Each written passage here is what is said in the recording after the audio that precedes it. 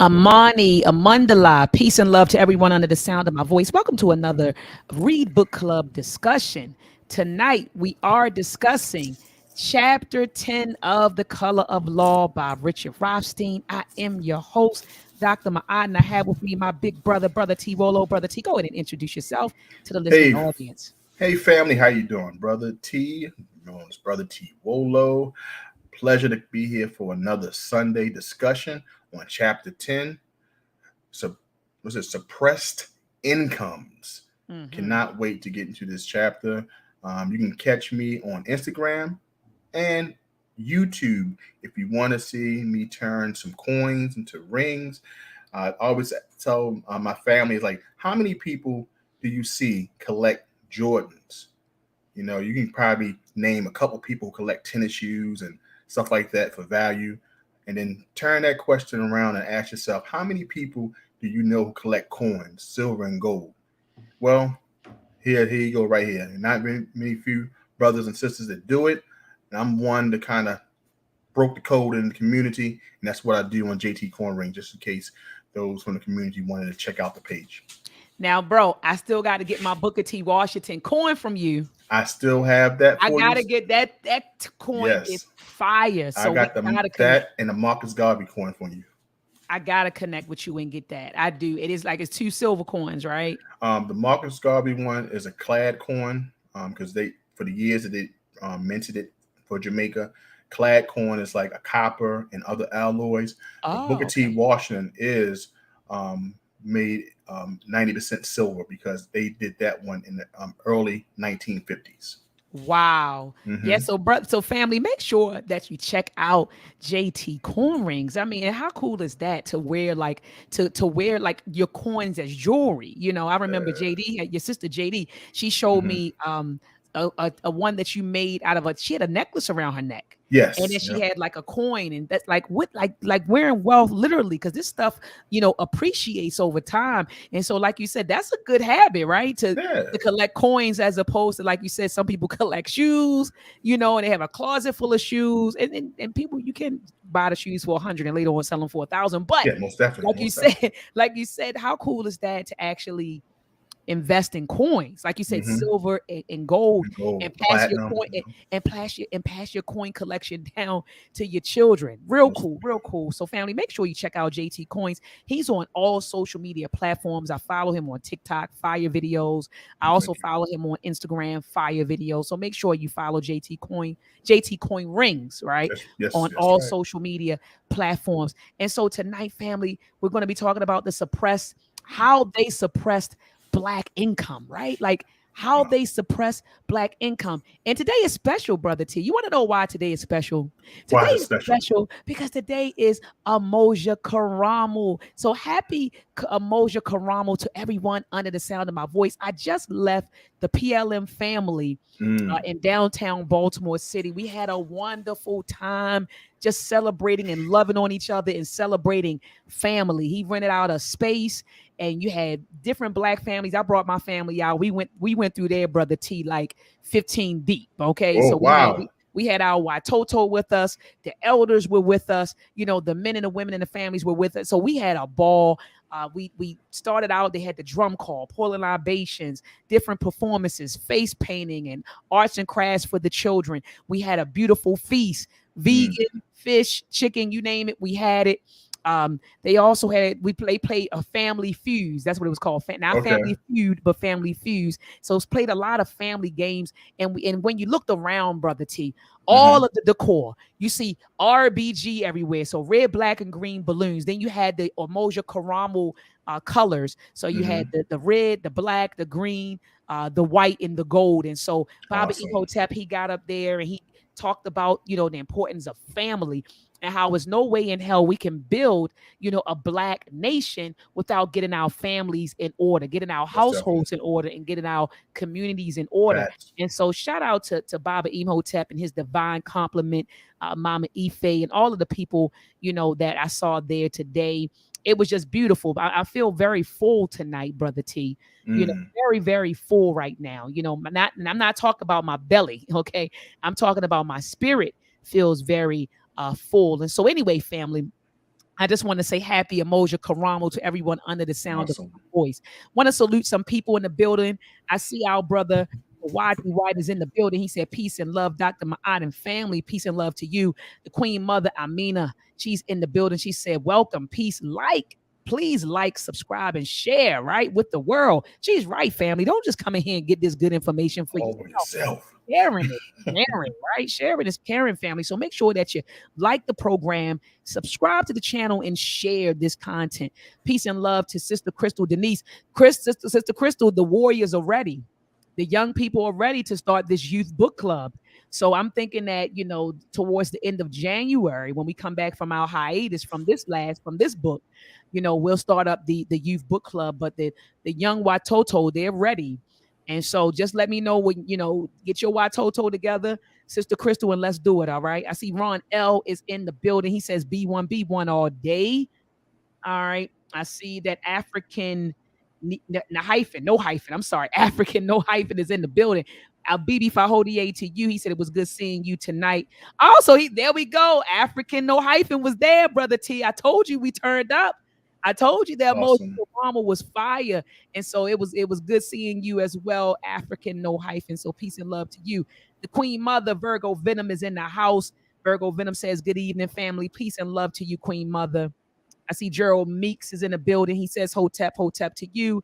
The Queen Mother, a beautiful mind. She's in the building. Peace and love to you. Marcus Sharp is in the building. He put up the link. Thank you so much. He dropped the link to your YouTube channel, brother. I appreciate you, Brother Marcus. Yeah, appreciate that, Brother Marcus. Baba Cliff is in the building. Cliff Images. He says, good evening to the family.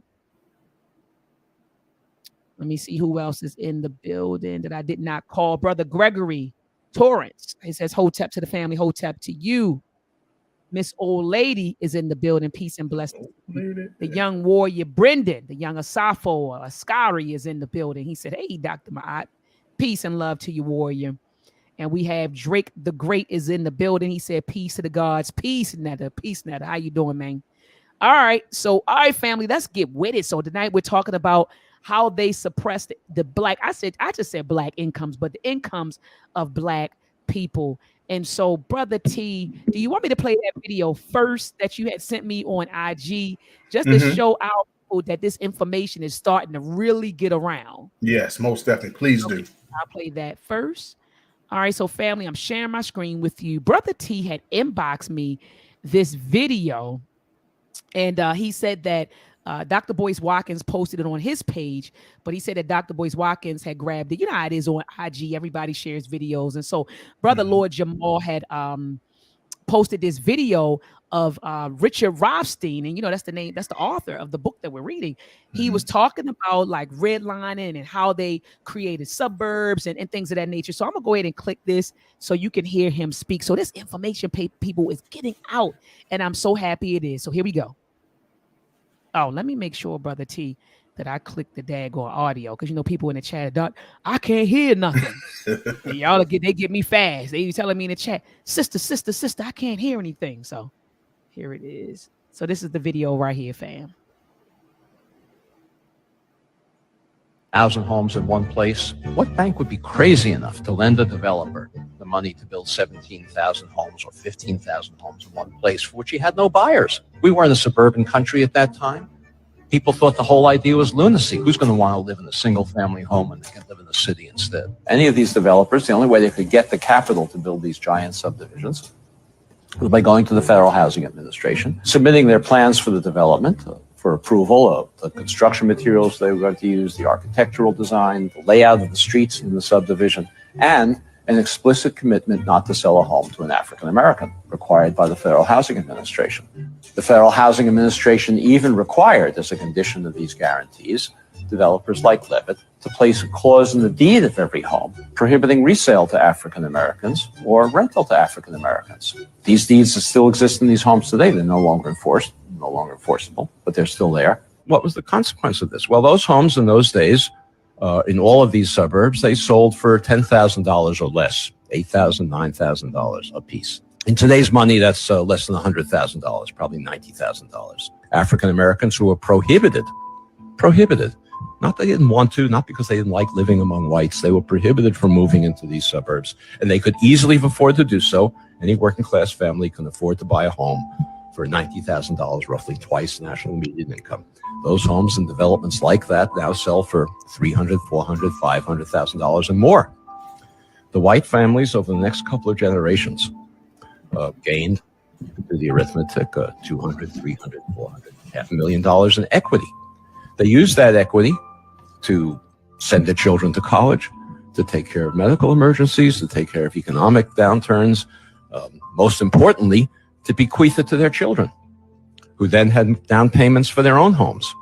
African Americans who accumulated none of that wealth as a result of this federal subsidy had none of those abilities.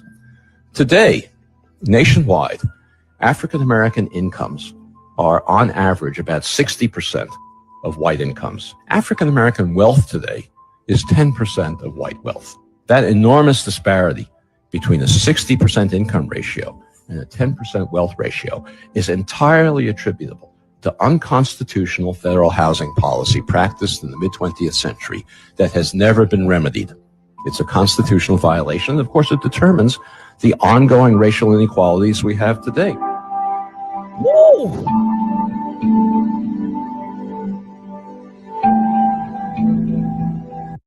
And that is the book family that we are reading and discussing tonight. Chapter 10 of The Color of Law. So even if you don't have the book or haven't read the chapter, family, just stay put. Because you know how some people, Brother T, log off. I don't have the book. I ain't read the chapter, but you're going to learn something tonight. You're going to learn today. All right. So you're going to Most learn definitely. something tonight. And so, Brother T, thank you so much for sending this powerful video to me.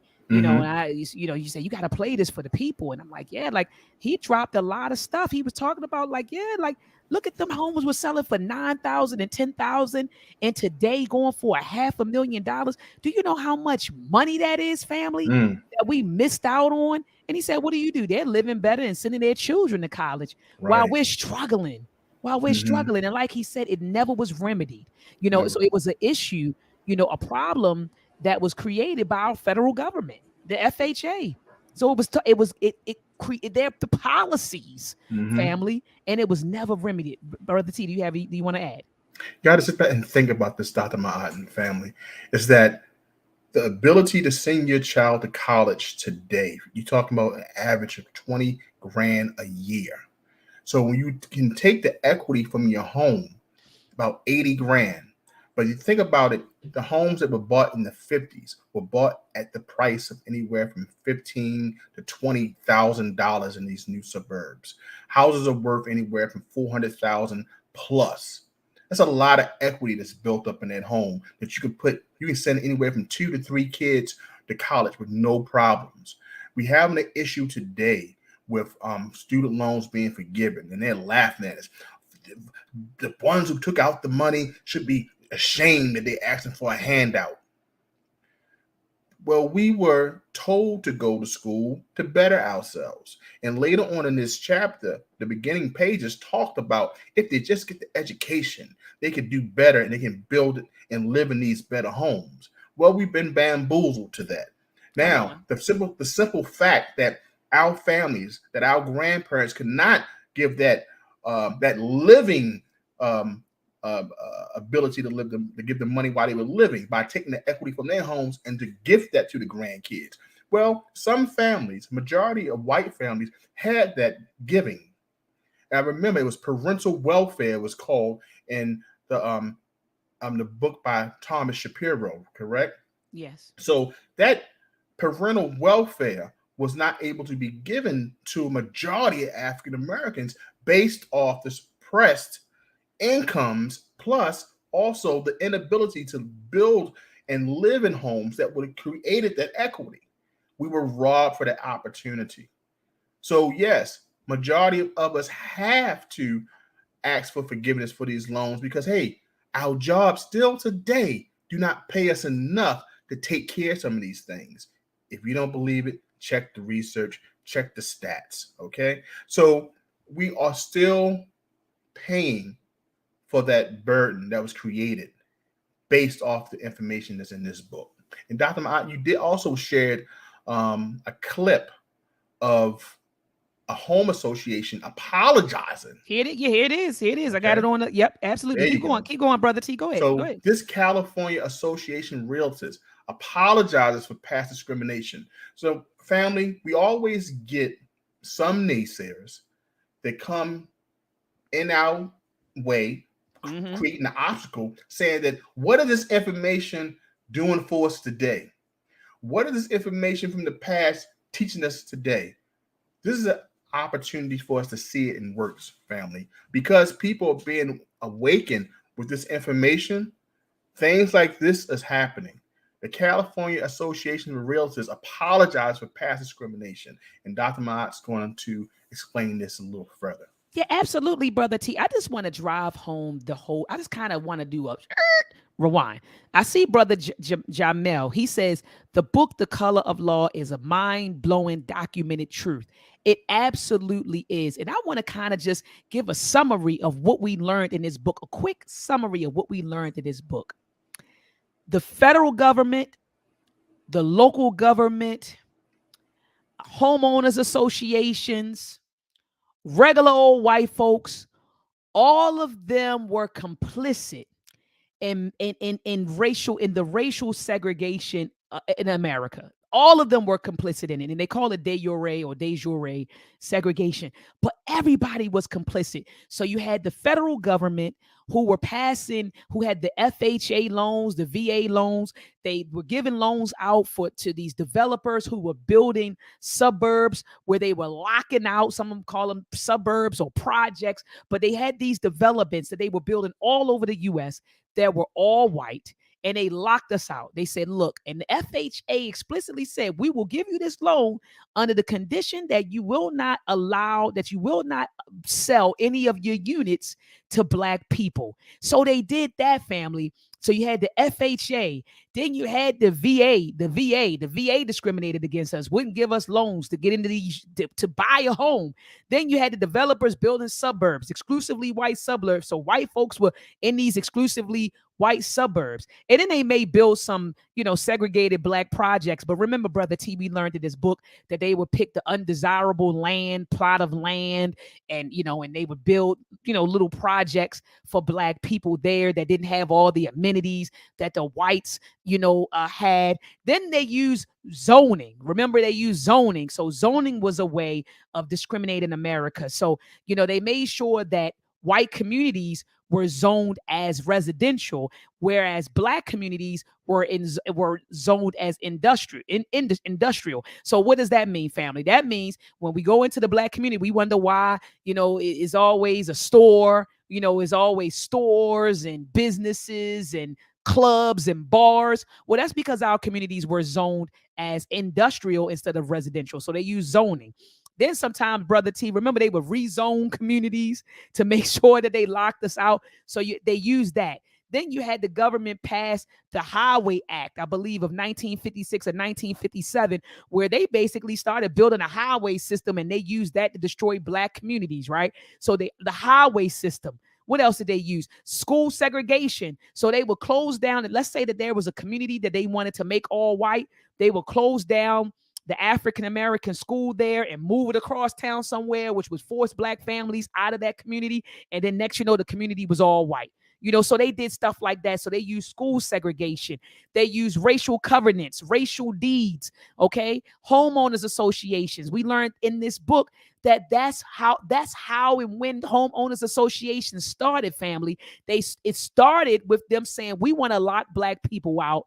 And so we're going to form associations, neighborhood associations, to make sure we keep them locked out. And they made people sign racial covenants saying that they would not sell their properties to black people. And if they did, the homeowners association would sue them. So families, you had that. Then you had the realtors, brother T, who was in the game. So I want to get to the realtors. Remember the realtors, brother T, what did they call it? Not blackballing. What did they call it, brother T? Blockbusting.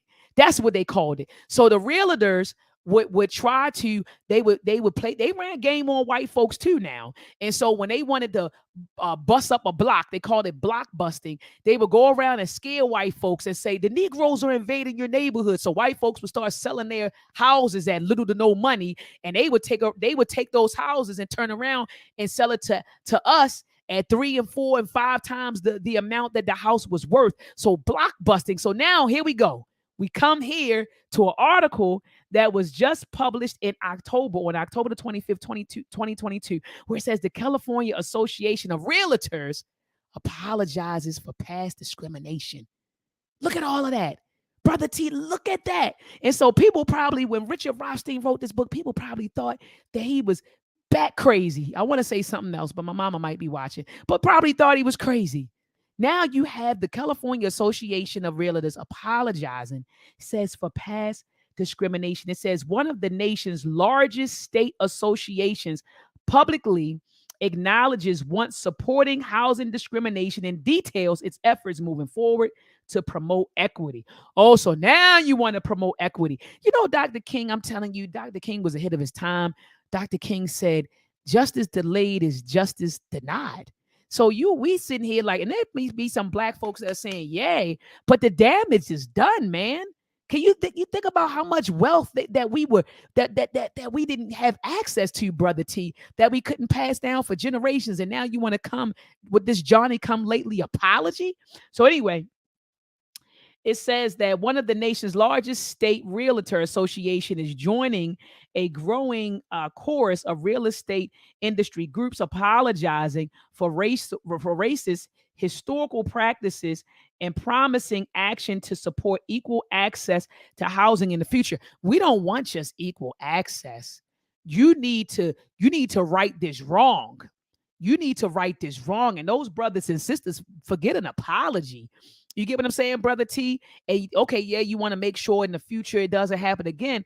Well, what about remedying the past? What about the redress? You understand? So, okay, let's see what it says. The California Association Realtors publicly acknowledged Friday that the organization wants back discriminatory housing policies that the effects of which continue to perpetuate the state's racial wealth and home ownership gaps. Decades ago, CAR, then known as the California Real Estate Association, opposed neighborhood integration, saying it could negatively affect property values. Didn't we read that, brother T, in this book? That's what white folks were saying, that was their justification for keeping black people out. They said, oh, you bring those black folks in, man, the property values are going to go down. But then, Richard Rothstein said, well, how would the properties go down if the black folks who are buying the houses in these neighborhoods are paying 2 to 3 times what the houses are worth? So how's the property values going to go down? So anyway, it says it endorsed redlining and racially restrictive covenants. Isn't that what we talked about? That's why I had to do that review, brother T. So it says the association also excluded women and people of color from membership. All right. And so now they're getting into the whole thing, family. And so what I'm going to do is just drop the link in the chat. But guess what? People like us and people who are part of this book club, we already knew it because we read it in the book. So this stuff doesn't come as a shock. I just hope, brother T, that brothers and sisters in California who were impacted by this association's discriminatory practices ask for more than an apology and efforts to ensure future equity, in home ownership. I think, I hope that the brothers and sisters say, no, no, no, no, no. We don't want just an apology and a promise to do better. We want you to give us some cash payments from what took place from before. You get what I'm saying? Not a damn apology. Damn that, brother T. An apology, okay. Oh, we're going to make sure in the future we guarantee that you. No, no, no, no, no, no, no. Let's address what happened in the past. And once we come to some agreement regarding, an agreement including, an agreement including cash payments, right? Then we can move forward. All right, brother T, that you want to add? Dr. Maya, you hit the nail on the head with this, and I'm glad you laid it out. It was refreshing to see that this information is coming out to like platforms like Dr. Boy's, Lord Jamar, because that means more people are involved in seeing this process. And with the information you have shared, it shows that hey, now we can be aware and we can question all home owner associations to make sure that there is no discrimination in their past before we move into these communities. So we can use information in this book to use it today to make sure we break all the obstacles that were in our ancestors' way.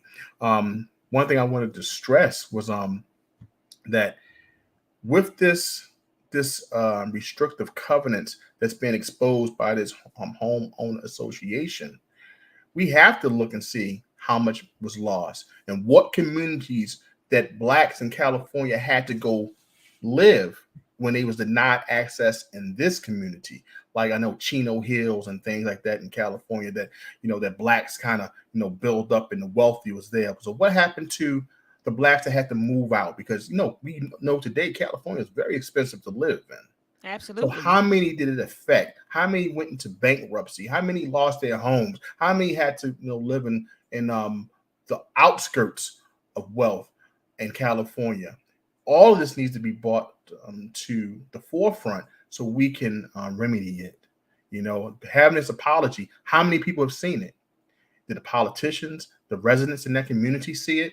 It need to be brought out in a bigger platform so we can all discuss it and make sure that it's been taken care of. And we need to take a fine comb and make sure we rake our cities as well and make sure that we can remedy anything that has been done. No, absolutely. I mean, I couldn't agree with you more, Brother T. And I just want to share this last article, Brother T, before Awesome. start off the, chapter 10. So this was another article, and I was just on social media, Brother T, scrolling, and I came Mhm. across, a meme that said researchers say black veterans receive less benefits than Yes. white veterans are due to racism. And I said, with me, when people put up memes, I start Googling stuff. Yeah. Did they pull this out of the thin air or did they get this from an article? Right. And it was actually an article that was written. It was actually an article that was written by and published in the Black Enterprise that Hmm. says that researchers say black veterans receive less benefits than white veterans due to racism. And so they hone in, Brother T, on the fact that these people in the military, they'll use dishonorable discharge. So if you get a dishonorable discharge, then you're denied benefits. And they say that black people are Hmm. disproportionately given a dishonorable discharge, and that impacts your benefits. And that's how they've made sure that black veterans didn't get benefits by weaponizing the dishonorable discharge label, right? And so Right. they'll label you dishonorable discharge so you don't get the benefits. And so this article touches on that. But Brother T, we already knew Knew that, Brother T, that. because we read this daggone book. And so that's why, family, it's so important to study. It's important to read. So these things won't be a shock to you. You say, I already knew that. You get what I'm Hmm. saying? And then we know how to navigate better, once we're armed with proper knowledge. And That's so, right. Brother T, without further ado, go ahead and start us off for this chapter. Chapter 10 talks about suppressed incomes. This is a very important chapter, family.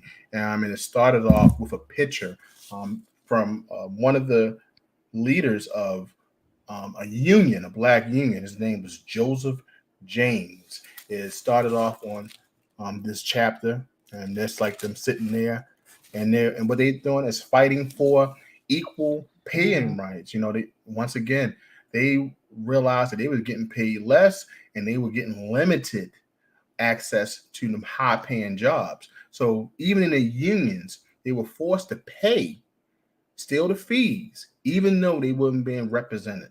So he basically started off with that picture, and I wanted to explain that. But let's talk about how they use the excuse, how Richard Rothstein kind of, set up the chapter based off of this excuse that whites always use about blacks not really achieving where they needed to achieve here in society in order to live in the suburbs and to realize the American dream, right? We have here on the first paragraph on page 153, he stated that racial segregation will persist until more African Americans improve their education and then are able to earn enough to move out of high poverty neighborhoods. The reason why I wanted to stress that sentence in that paragraph is that that's the excuse, or that's the pull yourself up by the bootstraps uh, talk that we all hear. Well, you just got to go there and work, get your education, and you can achieve what the white man has achieved. Well, come on, let's not be foolish. Come on. Go ahead, We Tim. have been armed with the information. We know that there's been obstacles, doors shut, and restrictions, even known as restrictive covenants. Now, in this chapter, they focused on being restricted of earning more, suppressed incomes. I wonder if our present jobs created this whole wording. Don't let your coworkers know how much you get paid, or you may get in some trouble. Now, I wonder why that wasn't created.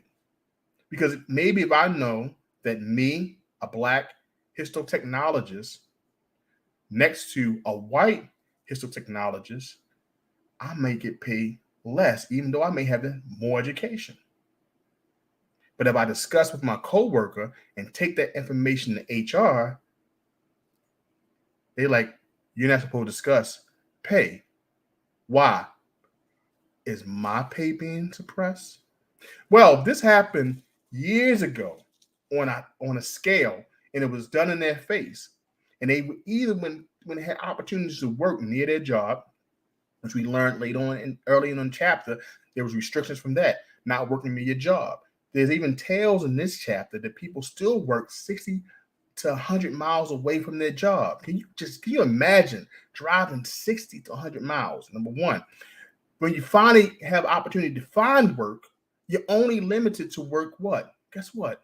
A janitor or some other income that paid you extremely less. Now the opportunity to live in a neighborhood that you desire to live in. And guess what? You pay 3 times more than your white neighbor.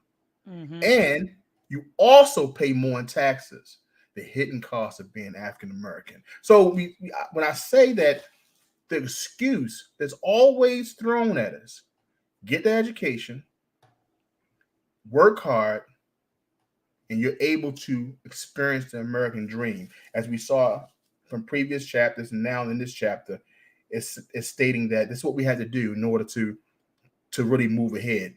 But later on in this chapter, it says the explanation at first seems valid.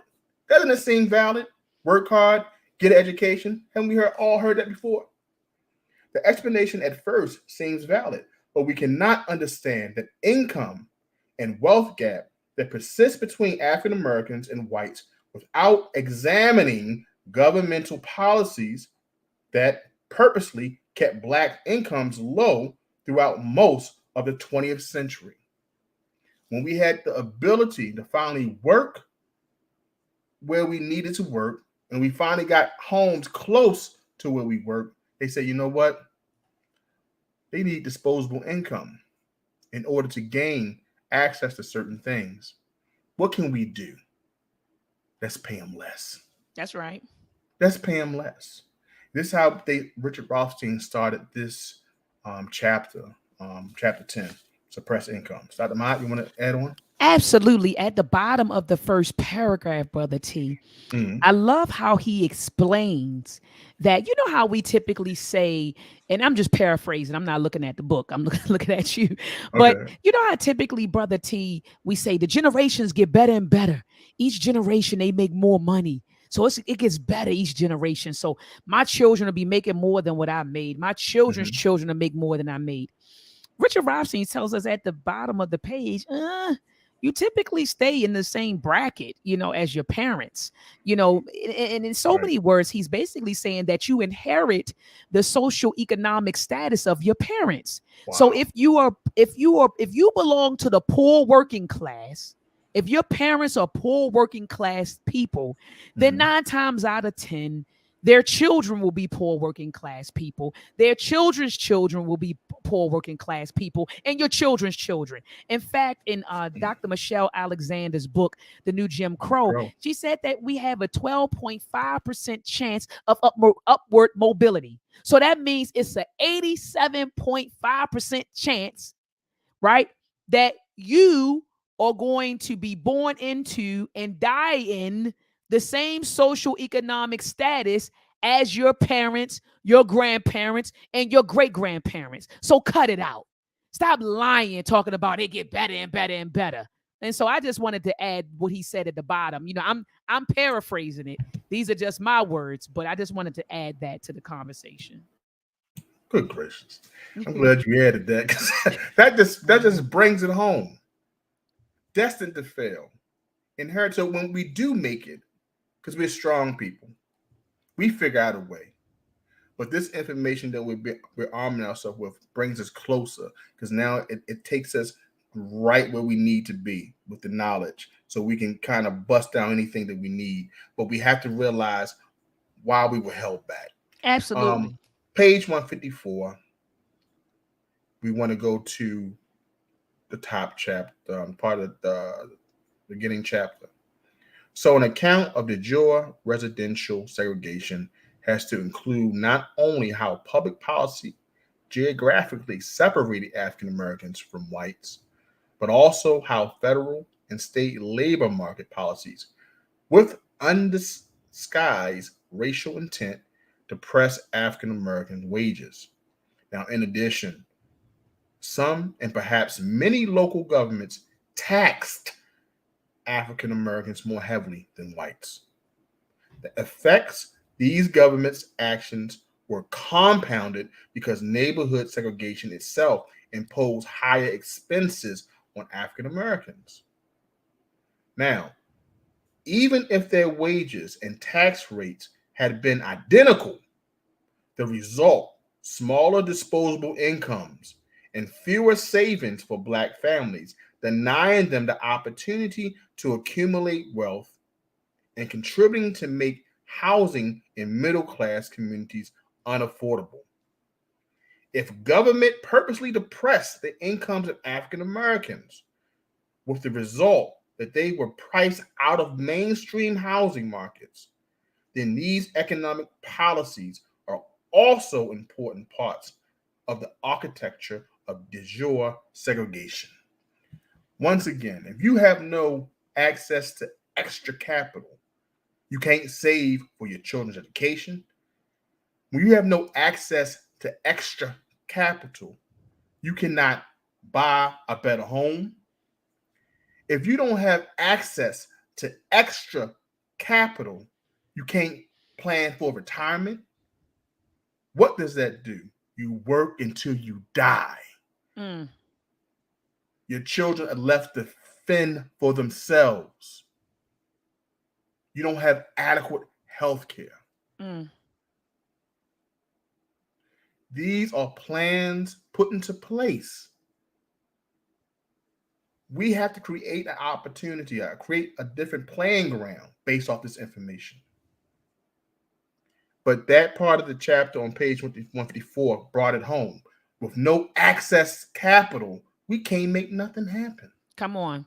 So you talking about we gotta build? Just take the money we have, the disposable income. What disposable income? Income. Take this disposable. Y'all, we don't need no reparations, man. Y'all talk about reparate. We just take the money, and I'm not We saying, need brother. Black capitalism. This is what our brother Killer Mike is saying now. He went from we need reparations to understand we need to understand how capitalism is played better.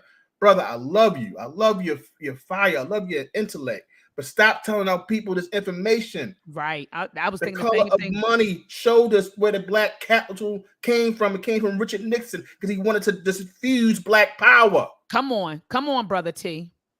He wanted to cut that out, put out the flame. So he sold us black capitalism. There's no capitalism without no capital. Come on, brother T. We got to understand that. And there's no disrespect to my brother because No, I no, love no, him. no. Yeah, not at all. Not at But we all. got to No. stop selling these points. Who's paying you to say this? Come because on. the information that we read tell us totally different. Something totally different. Something totally, like you said, with disposable income after we pay all our bills. I was telling my students at Morgan, pumped up, oh, doc, they offer me 90K a year. I said, brother, sister, and I broke down everything. Let's start with taxes. We're gonna take 30% off the top, And then how much where do you want to live at? Okay, about $2,000 a month. What about your food? What about your gas and electric, your car? No. And then by the time I broke down everything, out of that 90K, brother T, their disposable income is 10,000. It's $10,000. I That 90K that everyone is running around here, that disposable income is 10 grand a year. That's what you're left with your $90,000 a year salary. So I tell them all the time, don't get pumped up because them white folks offered you some 90K. Don't jump at that. That's no money. Now to poor folks, to a poor minded, somebody who has a poverty mindset, $10,000 is a lot of money. I mean, sorry, 90,000 is a lot of money. But when you analyze that 90K, you realize, wait a minute, man, this is not as much money as I thought it was. So I tell them that, so anyway, Brother T, I'm about to go on and start getting into my classroom lectures. But Brother T, I completely understand what you're saying as far as my Killer Mike. I saw the clip, and I think you're talking about that clip. He's going around now. It's a clip they're circulating of him telling people we don't need reparations. We just need to understand black capitalism. I said the same thing, Brother T. When I saw the clip, I said, whoa. Like you said, who's paying you to say this, brother? Because like you said, Brother T, that was Nixon that put that out there, that sold us on black capitalism. Like you said, Brother T, earlier, you said, how you gonna play the game of capitalism without any capital? You don't have no damn disposable income, and you supposed to run out here and start a business and maintain a business. How, Sway? How?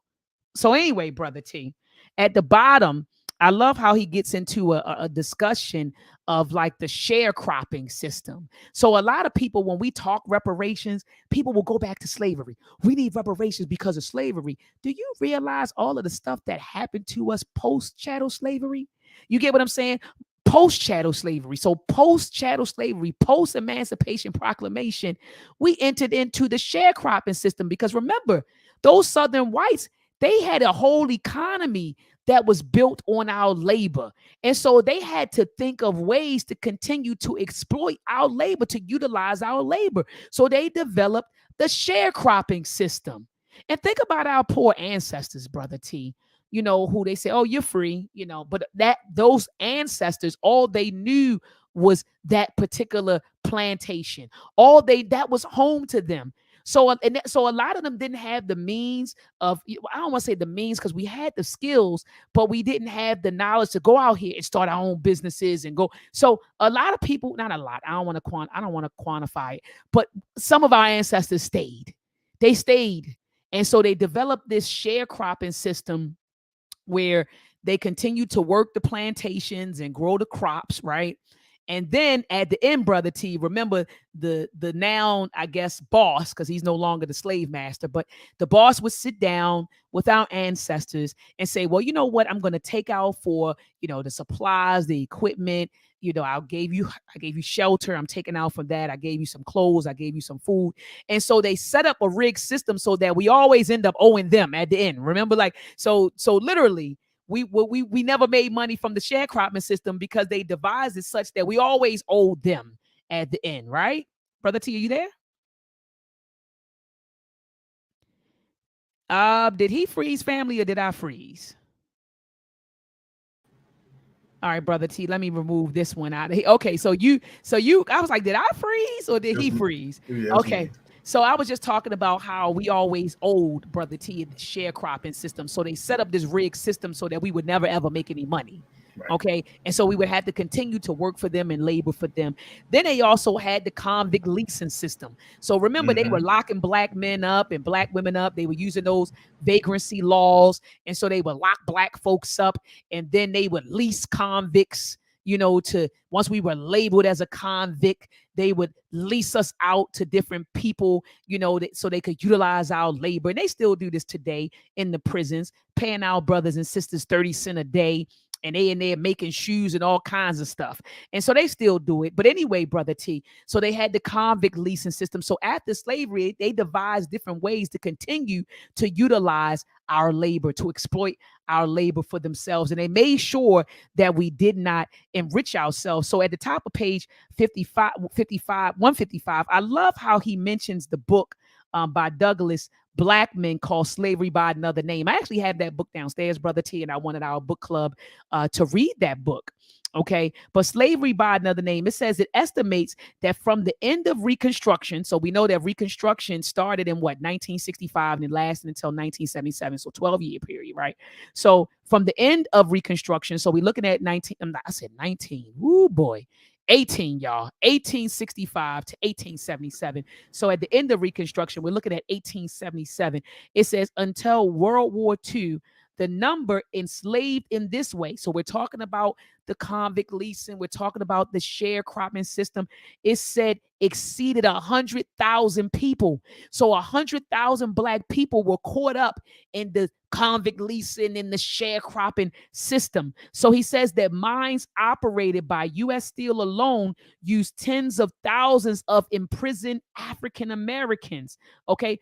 The practice ebbed during World War II, but it wasn't until 1955 that the Congress fulfilled its 13th Amendment obligation and explicitly outlaw the practice. So then they go on and say, brother T, that in World War One, during World War One, when the immigrants, when the immigration of unskilled Europeans started, rolling in and going to like the northern manufacturers, it said that, remember, brother T, they started recruiting some folks from down south. Because remember, brother T, we had the skills. We had all of the skills. So when those European immigrants were coming over here and rolling up north, they were like, wait a minute, we need some skilled workers. So they would go down south, it says they frequently traveled in disguise. So they sent recruits down there. It says pretending to be insurance salesmen to avoid capture by sheriffs. It says during this time, more than 600,000 African Americans left South, mostly to seek work in the North and Midwest. Historians call this the first migration. So they say the Great Migration in Isabella Wilkerson's book, Warmth of Another Sun. She says the Great Migration took place from 1915 to 1970 when our ancestors were like, let's move out of the South. You get what I'm saying? Let's go north. Some of us we went north, and then we went, we came out of the South, and some of us went northeast. Some went north in the Midwest, right? But north. And then we went over here to Cali, in the east. So we all went north, and we went different directions. And she tells us in the book, brother T, that we went, brother T, where the trains and the buses routes, where those train and bus routes went, that's where we went. And we migrated out of the South. So we went here, we went here, we went here. And so that was between 1915 and 1970. My grandmother, peace be upon her soul, Evelina McFadden, she was in the Great Migration. She came to Baltimore. My mother was born in 52. So my grandmother came up around the late 1940s to come up here to get herself, situated. She had my mother in 52. My mother was born in South Carolina. So my grandmother came up here in the 50s. She came to Baltimore in the 50s and left my mother with my great grandmother. And so she was a part of that wave. A lot of our grandparents were a part of that wave. So that's why we may be living in places like Baltimore, or New Jersey, or New York, or California, or Chicago, or Detroit. But our families came from Mississippi, Alabama, North Carolina, South Carolina, Virginia. You get what I'm saying? Georgia. We all come from out the South. And so anyway, so he's saying that now in this book, and this was new to me, brother T, that I learned. So I didn't know that the Great Migration had two phases. So the first phase was, during, World War I, right? So it says 600,000 African Americans left. And then World War II, he tells us, spurred the second Great Migration from 1940 to 1970. So my grandmother was in that second Great Migration. It says when 4 million African Americans made the journey out of the South. He says, and when African Americans who left the South entered the northern labor market, federal, state, and local governments collaborated with private employers to ensure that they were paid less and treated worse than whites. So, brother T, like this chapter when I say it brought me to tears, I started welping up when I read this. I was sitting here thinking about all of our ancestors. I'm like, God damn it. Like we're coming out of chattel slavery, right? Chattel slavery. From chattel slavery, we're in this new Jim Crow semi slavery, right? So this new system. Then we say, okay, we're trying to just get out of the South because we think if we make it to the North, God damn it, we'll feel the warmth of other suns. That's Isabella Wilkerson. But then when we get to the North, you have the federal, local government, and private employers making sure that we were treated like crap and making sure that we didn't make the money, Brother T. I said, damn, we just can't catch a break in America. Go ahead, Brother T. You start the next section off. I tell you, I was definitely feeling that. As he talked about, as you said, there's two migrations, and then he explained it. We go later on in this chapter on page 155. I'm gonna hit the part two. It says in the 1930s, President Roosevelt, um, Franklin D. Roosevelt, could assemble the congressional majorities he needed to adopt the New Deal legislation only by including the Southern Democrats. Once of them working out them deals, trying to get more votes, who were fiercely committed to white supremacy. Hold up, Brother T. Hold up. The Southern Democrats, what were they committed to? I'm sorry. I think that my headphones it was some static in it. What were the Democrats? What were they committed to?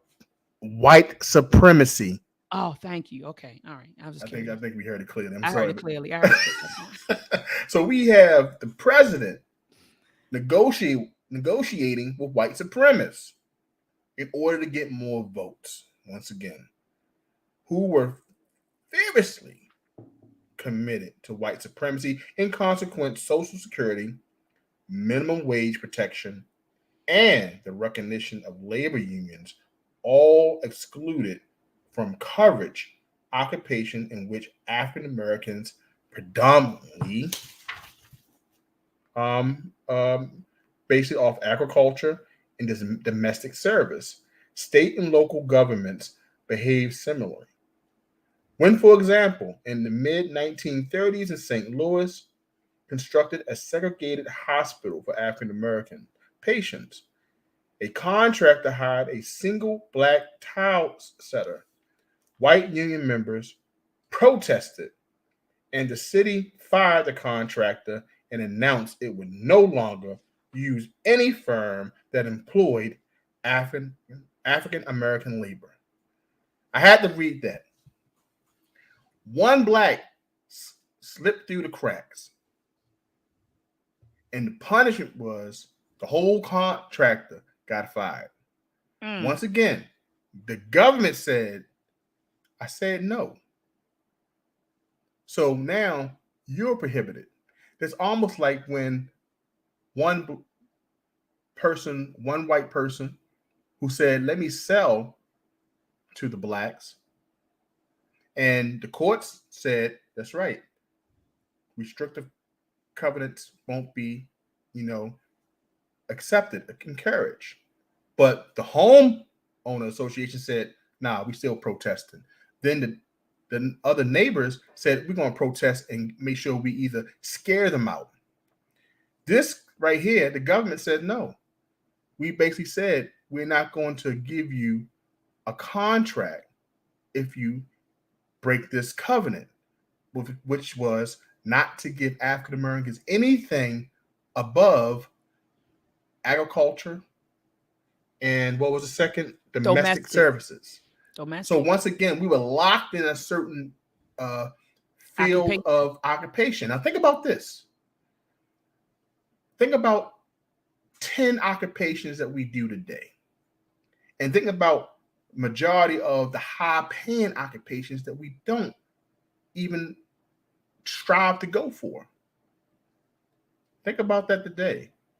I think you know some, Dr. Ma'ai, because you're trying your best with all your might to get more African American, more blacks, more Africans into STEM. Absolutely. Because we don't occupy that as much. That's right. All the high paying jobs. People, I seen a post that stated that how dare this industry that makes anywhere from $100,000 to $150,000, which is the tech industry, say that's no money. I know we just mentioned earlier on this discussion based off $90,000 not being any money. Well, let's not say that because the average African American family of four only make $45,000, which is the poverty level. What percentage of African Americans make over 50,000? Good point. So we have to look at say, hey, we're still in that situation. We can't we cannot forget that in maybe 50 years from now, 2030 plus, they said the average African American home will be worth Zero. zero net worth. That's what it said. So we still behind the eight ball. But this right here shows you that even when we had an opportunity to move north, we was met with a cold front That's right. and we were locked out and only restricted to work certain places. Think about our homes. I want everyone to take a break and think about our homes today, our family members. What are the occupations? How many high earners do you have in your family? And that goes back to what Dr. Ma'at was mentioning And earlier. let me ask you a question. What would constitute high earner to you? Like Well, think you about you this. saying six figures? Or are you saying how many Think six figures? about six figures. Think about six figures. Six figures. Think about this. I make $120,000 to $150,000 a year. I can take $50,000 out that income to go ahead and put $19,500 away for my 401k, up to $6,000 a year for my IRA. I can take $10,000 a year for my child's education to put into a 529 or another custodial IRA because I have that $50,000 and we can live off the $100,000. Mm. Now, how much are we receiving with a state and city tax? We still bringing like $80,000 home. Mm-hmm. Mm-hmm. You understand? So my thing is we have to make high, not just combine 120, 150,000. Now my numbers may be off, please, because I only took pre-cal up at Coppin. Only pre-cal 1 and 2. And I haven't Pre-cal, been, pre-cal was hard. yeah, I know. I But struggle with pre-cal. it was 2002 when I graduated. I forgot some of that stuff. And my I math struggle not with. good until I write it down. I'm just trying to give an example. No, I'm with you. I'm with you. So high earning, yes. When the average African American makes anywhere from 45 to 50,000, family of four. So we got to think about how many of us in those fields that make six figures and more. And think about our households. When you talk about the 1% of African Americans that make $350,000 net worth, have net worth for that. Not many of us. Not Mm-hmm. many, That's facts. No, that's including the facts. house. Now I don't have the stats in front of me, so excuse me. So I'm speaking in general. No, that's facts. No, you're 100% correct. But this is what I was trying to tell them. I want my students to know their worth, brother T, Mm-hmm. and to know, if they're paying you. So let me tell you. So we figured out the game, and it took I don't want to say our generation, but we figured out the game. We came through in the early 2000s.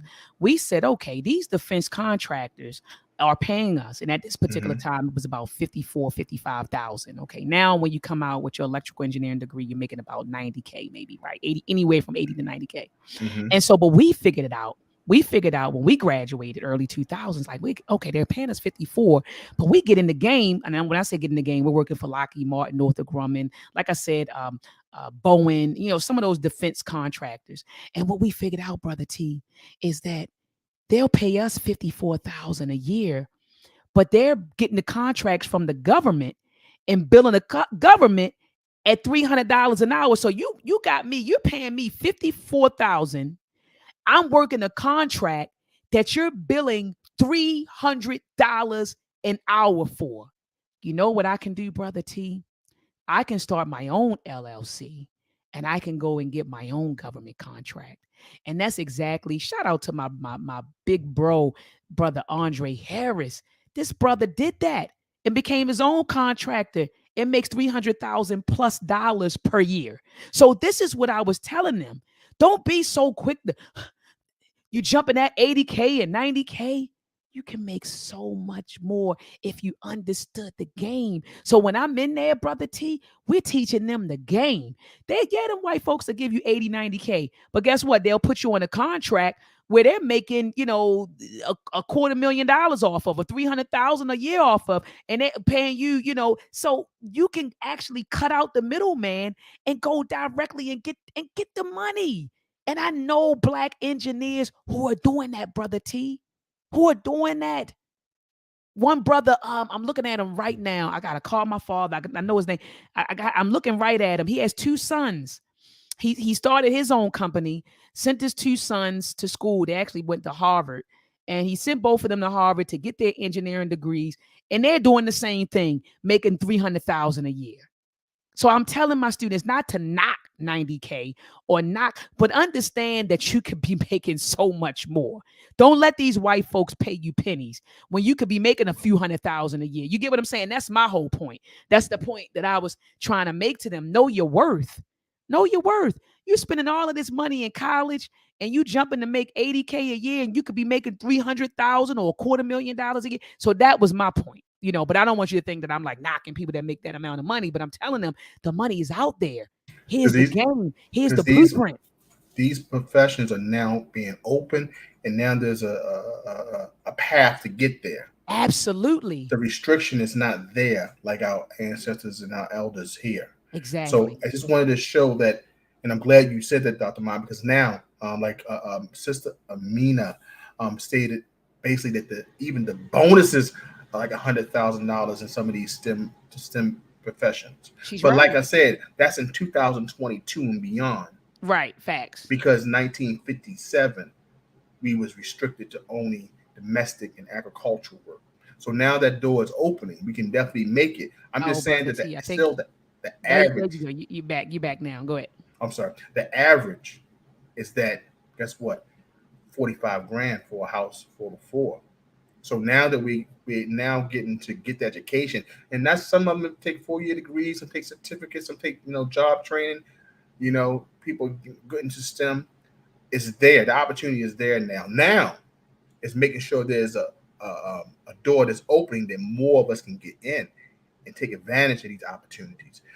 That's where we need to be without these restrictions. And we learned later on in this chapter that even when we got to the door, we got paid less. And when we was asked to join unions, thinking that the unions would fight for us, they didn't fight for us, Dr. Ma'at. No, they didn't fight for us at all, brother T. So I could summarize page Mm-hmm. 156 real quick. So it says the Tennessee Valley Authority. So they call it the TVA. They said it segregated its workers, right, on the job as well as in housing. So this was a company, yeah, I guess a company or organization that worked on construction projects. All right. And it says right here, bop, bop, bop, bop, it says at construction projects, African Americans were assigned to work separately, but only if enough were needed at particular sites to make up few crews.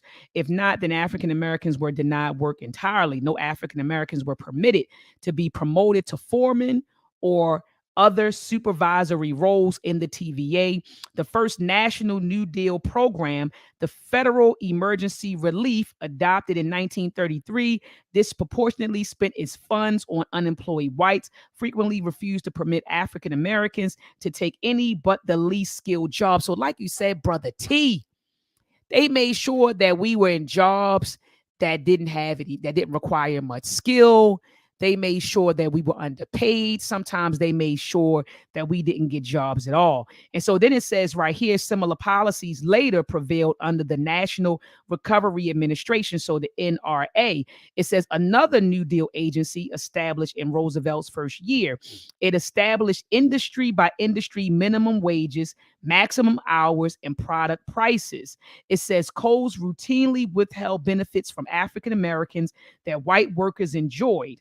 In addition to agriculture and domestic service, the NRA did not cover sub industries and even individual factory types in which African Americans predominated. So it says the NRA took account of the lower cost of living in the South by setting lower wages in that region. But at the bottom, Brother T, isn't it crazy how he says in Delaware, even though we know that Delaware is above the Mason-Dixon line, so it's considered a northern state. It said that to ensure that blacks and whites did not make the same, right? It says right here in Delaware, 90% of the fertilizer manufacturing workers were African Americans. Thus, fertilizer plants were classified as Southern, while other factories in the state that hired whites were classified as Northern, so higher minimum wages were applied. Isn't How do you do that? How do you take a state that's in the North Right. and say, well, if you work a particular job, we're going to classify it as the South so that you're making less than your counterpart? You just draw a line in the sand. That's basically what they did. They said, you know what, we can create this line, and we're going to just, like I said, keep them here while we go there. And this is another tactic. Another tactic. I never knew that until I read that Until I read in this that, yeah, I chapter. was like, oh my goodness. So then he goes on to say that the first Mhm. industrial code that the administration negotiated with business leaders in 1933 increased minimum wages. It says in the cotton industry, right, resulting in increases through the production chain, including retail clothing. But the agreement bypassed jobs in which African Americans predominated. It says cleaners, outside crews, and yardmen. Of the 14,000 African Americans in the industry, 10,000 held one of these job classifications. The NAACP complained that for these workers, the NRA meant increases. It says of from to 40% in the cost of everything they had to buy without a single penny of increased wages. So what happened was they end up increasing, products, the cost in products, but they didn't increase the wages of African American people. So then he goes on to talk about the Civilian Conservation um, Corps, the CCC. So, Brother T, go ahead and summarize that one. Okay, we talked about this is crazy how they draw the line in Delaware. And one on page 157 in the second paragraph, it states that where the Army set up segregated camps, it did not permit African Americans to lead the units. So this is in the military. You know what I'm saying? So they say, hey, we only make sure that African Americans do not lead units, lead in any way. So where the Army set up segregated camps, it did not permit African Americans to lead the units, assigning white commanders instead of CCC sites. Usually had educational programs, but Army officers often refused to hire black teachers, leaving the educational advisor positions vacant. They'd rather keep it vacant in order to, instead of putting African Americans in that position. Now, let me go back to what the CCC stood for: the Civilian Conservation Corps. Not only segregated residential camps, but allowed local policies that did not permit African Americans to enroll or restricted them to menial jobs in which they could not develop the higher skills that the corps was meant to provide. So I wanted to read this part because this kind of it made me extremely angry.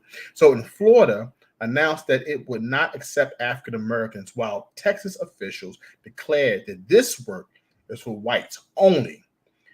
Many other states had long waiting lists of eligible African Americans because localities refused to allow the CCC to establish camps to lodge them. So it's so many restrictions on top of restrictions. Even in this process, we know that even in the military, that uh, soldiers that like lieutenants and above, they got higher pay. They got privileges to live on campus, right? All these privileges. They say, you know what? We'd rather keep these occupations vacant instead of giving it to them. Later on in this page on 157, we go a little further. We talk about African Americans about 70 miles northwest of New York City, where 1,400 young men shoveled mud for a flood control project. Not one could be promoted to higher classifications. Once again, keeping us restricted. Then Richard Rothstein tells about his father-in-law.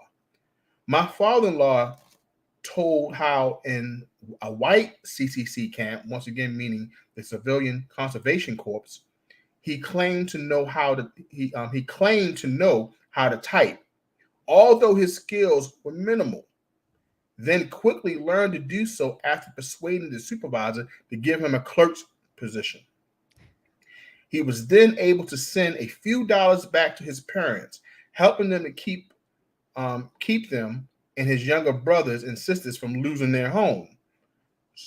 Remix: African American youths who already knew how to type or were equally capable of faking it had no such opportunities. Antidotes like these, multiplied tens of thousands of times, help to explain the different African Americans and white economic conditions during the Depression and afterward. So once again, it was a divide in the sand. The author shared how his father-in-law could lie to get a position, but that grace was not given to our elders. So once again, it was another restriction. We could have said, "Hey, give me opportunity and I'll learn," like his father-in-law did, and get the opportunity to send money to their family members. Once again, access denied. Absolutely. Absolutely. And I couldn't agree with Brother Gregory Torrance. He said, he was like, no matter where we go, he said, if we're on a sovereign people, we're not going to catch a break. He said, only more hell. And so that's why when people talk, black people progressed in America, I say, how? I said, to me, when you talk about progress, I said, we're moving in the direction of freedom and sovereignty. If we're not moving in the direction of freedom and sovereignty, don't talk to me about black progress. Because to me, that is black progress. We're moving in that direction to be a free, independent, self-sufficient, sovereign people. And if that is not what we're doing, then don't talk to me about progress. So I agree 100% with you, Brother Gregory. But while you were reading, Brother T, I brought up this article, okay, that talks about, the Civilian Conservation Corps. And so look at this picture. These are white boys. All right. Our brothers weren't in these camps, Brother T. Look at this. So it says that it was a part of the New Deal program to help to help lift the U.S. out of the Great Depression. Franklin Roosevelt established the Civilian Corps, right? Like you said, in 1933. And it says it was sometimes known allow single men between the ages of 18 and 25 to enlist in these work programs to improve America's public lands, forests, and parks, right? But like you said, Brother T, a lot of our young men, they couldn't take advantage of this, where they could make some money, send a couple of dollars home to their parents, or families, or gain skills that they could use. And so anyway, when you look at this picture, Brother T, I mean, it is a black and white photo, but it largely looks like these are white folks here. But anyway, Brother T, I'm gonna stop sharing and go to section 3. So it says right here in 1935, let me cut this light on. There we go. In 1935, President Roosevelt signed the National Labor Relations Act, granting unions, this is what you were talking about earlier, unions at construction sites and factories the right to bargain with management if the unions were supported by the majority of workers. So it says the original bill, okay, proposed by Senator Robert Wagner of New York, had prohibited government certification of unions that did not grant African Americans membership in workplace rights. So basically, you would not be a recognized union, or you wouldn't be recognized, right, by the government, or certified by the government as a union, if you did not allow African Americans to join your union, right, and gave them workplace rights. But it says right here, the American Federation of Labor, the AFL, lobbied Wagner to remove the clause, and so he did. So it says the enactment of the Wagner Act was accomplished with the knowledge that it sanctioned an unconstitutional policy of legally empowering unions that refuse to admit African Americans. So he goes on, brother T. He gets into this whole dialogue about all of these different unions, family, and I'll just call out some of the names, brother T. You had they call it the NLRB, Certified Building Service Employees Union. You had other unions, what it says, the Marine Labor Unions, the Stream Fighters. All right. You had the even Ford Motor and them was in on this stuff. Stream So fitters. who was it? The stream fitters. Stream Fitters. I'm sorry. So the Stream Fitters. Who else did we have, brother T? I'm trying to just kind of go through. Trying to go through. Uh, oh, here it is. The International Brotherhood of Bull Makers, the Iron Shipbuilder, and Helpers of America. So you had different unions, family. All right. So, like, without kind of like reading every little thing, you had different unions that they did establish. There were different unions established, and these unions would not permit Black people to join. And so they would go and they even went in there and negotiated contracts with these companies and told them, you know, you better not hire a Black person. You better not hire them. Or if you do hire them, don't promote them. Or if you do hire them, they only could make a certain amount of money, or they only could, land certain positions within the company. So they did all kinds of things to make sure, that our people did not get ahead in these jobs. What else, brother T? I feel like I'm missing something. I'm Well, just trying to summarize. we gotta remember this. In 1960. I'm sorry, and page 160. In the post-war years, some unions began to desegregate voluntarily, but the federal agencies continued to recognize segregated unions within the government itself until 1962, when President Kennedy banned the practices. But nonetheless, the Post Office National Association of Letter Carriers did not permit African Americans to join in some areas until the 1970s. The reason why I wanted to read that, because one of the biggest employers of African Americans from the civil rights was the federal government, and a lot of our elders worked for the The post office. That's post true. office, right? That's So true. that's why I wanted to bring that up. But African Americans, mailmen, could not file for grievances to protest mistreatment, and instead had to join a catch call organization for African Americans, the National Alliance of Postal Employees, a union mostly serving truck drivers, sorters, and miscellaneous lower paid job categories.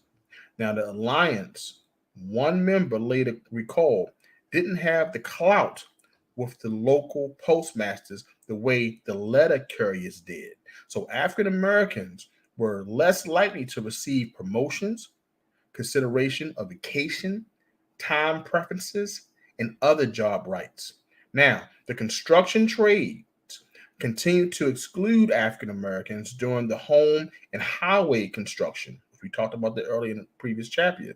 Booms of the post-war years. So Black workers did not share with whites the substantial income gains that blue-collar workers realized in the two big wage growth periods of the mid 20th century.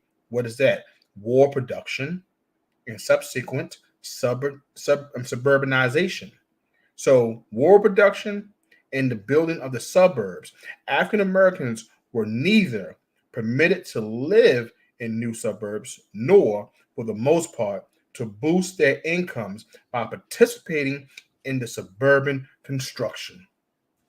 You Mm. got them, No, I mean, I was just like, yeah. And then brother T, that's another thing that I wasn't aware of. This is the two big wage growth periods in the mid 20th century, which was the Mhm. war production. So during the war, they said a lot of these factories, remember, they stopped selling, the regular stuff and said, we're going to all produce, guns, Mhm. ammunition, and ships and different things. And so, like you said, it was big business. And Right. so we couldn't get money off of that. And then when they started constructing these suburbs, we couldn't make money off of that, and we couldn't even live in it.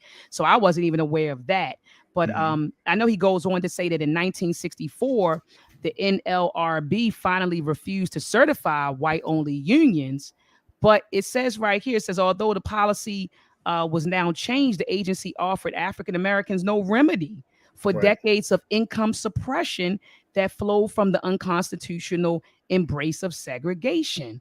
You get what I'm saying? So they change again. Justice delayed is justice denied. Right. And so eventually they were like, oh, we'll let you in. But by this time, decades had already passed and we missed out on a lot of money. So you talk Mm-hmm. about reparations, man. I mean, reparations are definitely owed, right? Like, I mean, this book has nothing but receipts, man, Mm-hmm. alone. You know, this is Right. so he goes on to talk about A. Philip Randolph in 1944. You know, he was a national president. It says of the Pullman Car Porters Union. Let me highlight this one. I didn't highlight this one. I want to highlight this family. All right, so in 1941, A. Philip Randolph, he was the national president of the Pullman Car Porters Union. He organized a civil rights march on Washington to demand that President Roosevelt ban the segregation, it says, an exclusion of African Americans in defense industries. But they persuaded him not to. You know what they did, family? President Roosevelt sent Eleanor in there. Eleanor started talking to him, said, no, no, no, no, you don't need to march. Well, we have something better for you. We will create an executive order. Isn't that what the white folks say? We're going to sign an executive order stating that no one should discriminate.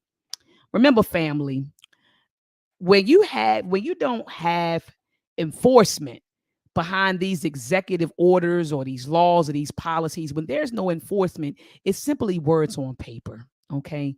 It's simply words on paper. So what they did was say, no, no, no, you don't need to do a march on Washington. Don't do that. We'll give you an executive order, right? Which would he said he's in his executive order, he wrote, family, that no one shall discriminate. You know, hold on, let me read what he said. Hold on. It says he persuaded Randolph to cancel the demonstration in return for an executive order prohibiting racial discrimination by unions and management and government control war industries. And you know what, brother T? Them white boys laughed when that executive order came down because there were no reinforcement. Yeah, they put together this committee. What was the name of the committee? The Fair Employment Practices Committee, right? So they put together this committee and said, we're going to make sure that they go around and enforce this executive order. And those white boys gave that committee the middle finger. Nobody ever was really brought up on any type of, charges for discrimination. They continue to do it. Just like Brother T, wasn't it? Oh my goodness, I'm thinking about the racial covenants. Remember when they said that the racial covenants became unconstitutional? Homeowners associations still continue to discriminate. All of that stuff. So, like again, family, when these things aren't enforced, when these policies and these executive orders and laws aren't enforced by anyone, they're simply just words on paper. And so that's exactly what happened. And so he gets into this whole um, discussion. I'm at the top of page 63, where he's talking about, different, the chairman, first of all, of the committee, right? Of the Fair Employment Practices Committee. The first chairman was Mark Eltridge. And it says that, he was the committee's first chairman. And it says Eltridge praised segregation in defense plants. So here it is, an executive order, Brother T, that was put forth by the president that said, no, it will be no more discrimination. But then they put in a guy that's the chair of this committee that's supposed to be enforcing the executive order who praises segregation. I mean, so come on, Brother T. So then it goes on to say that, the committee's accomplishments were very small. Um, it goes on to talk about, it says, like cities nationwide, San Francisco practice discrimination in public employment and in public utilities, such as the telephone companies. I said, dad, gone, Brother T. They wouldn't even let us become telephone operators, like, golly. It says, uh, which at the time were very heavily regulated because they had local monopolies. You had the specific telephone and telegraph. It says one of the region's largest firms did not have a single black operator. It hired African Americans only as janitors or for similar low level work, and even refused this committee's request that it issue a statement saying it will comply with the president's non-discrimination order. It says, even Brother T, at the top of page 165, it says the city's streetcar system refused to hire African Americans until 1942. So even after this whole executive order, let me go back to the year, Brother T. What was the year? 1941. So we see that, look at this. In 1942, they started hiring, the streetcar system refused to hire African Americans in 1942. So it says in 1943 at the Marinship Yard, it says half of the African American workers refused to pay their dues to okay, so Brother T, this is when he moves into the discussion. So they didn't allow us to join their labor unions or trade unions or workers unions. So what they did was relegate us to some auxiliary, right? Or some branch, some segregated branch, and said, you still need to pay us. And so this is what you were talking about earlier. And he's moving the discussion into that. So, Brother T, go ahead and expound on that. Before we go further, let's give Elder and ancestor Maya Angelou her props for being one of the first Oh, yeah. Oh, yeah, definitely. conductors. She lied, the lie work for her to get a job as a conductor. It was one of her first jobs as a teenager. So that was ancestor Maya Angelou. That was in 1942, 1 year after that order was put together. All right, Yeah. so we want to focus on the second paragraph on page 165 when it says half of the African Americans workers refused to pay dues to the segregated branch of the Boilermakers. The union then demanded that the Marinship dismiss the delinquent African Americans, and the shipyard complied. The California Attorney General and the Navy Admiral in charge of the area shipbuilding pressed the workers to abandon their protests and rejoin the segregated auxiliary. But when they refused, the officials urged the Marinship, without success, to cancel the layoffs. So the, our elders were like, I'm not being represented, I'm not being protected, and I'm not given opportunity. So I'm not paying these dues. So they put into the clause, you pay no dues, you get no pay, and you get laid off. And there was no protection. You would think that this would have went against some type of amendment, some law. There was no protection, and they were laid off. And they stood their ground because they wanted protection. And they would, what I'm saying, just let go. So at the FEPC hearing, the union argued that it was full compliance with the president's order because no African American was denied work if he paid his dues. So if he paid his dues, he could work. If he didn't pay his dues, you get to go. So the same requirements that apply to whites. Now the FEPC rejected this claim, but suspended the ruling pending a company appeal. So the black Marinship workers then sued, but a federal judge concluded that the workers had no relevant rights under the federal constitution of any federal statute.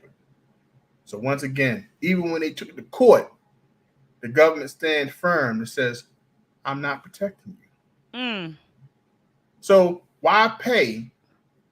You think that the union is going to help? They didn't help. When they fought it in the courts didn't help. So it takes you down that the African Americans then took their case to California state courts, where a judge suspended the firings pending a company's appeal. Eventually, 3 years after this Roosevelt creation, in 1945, the California Supreme Court upheld the order, stating it unprecedented language that racial discrimination is contrary to the public policy of the United States in this state. The Boilermakers complied with the decision, but they had come too late. Once again, things come too late.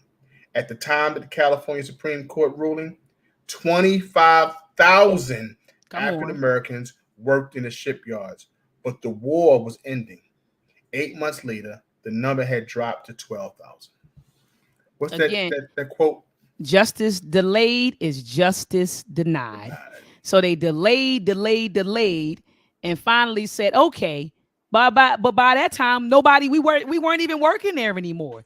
And then the ones who were working there got laid off. So we never could reap the benefits from that ruling. So they did rule in our favor eventually, but Mm-hmm. by that time, brother T, most of us weren't working there. I think there's half of us were gone, and then Yeah, the other half got laid off. And now you're saying, yeah, well, we'll let you in. So justice delayed again justice is denied. justice denied. So at the top of page 166, it says the FEPC, so that committee that Roosevelt put together, it says was similarly ineffective elsewhere. Lockheed in North American Aviation. In Los Angeles. Oh, Lockheed, is that Lockheed Martin? It says in Boeing in Seattle only hired African Americans as janitors. It goes on to talk about in Kansas City, the Standard Steel. It says it responded to the FEPC by saying, we have not had a Negro working in 25 years and do not plan to start now.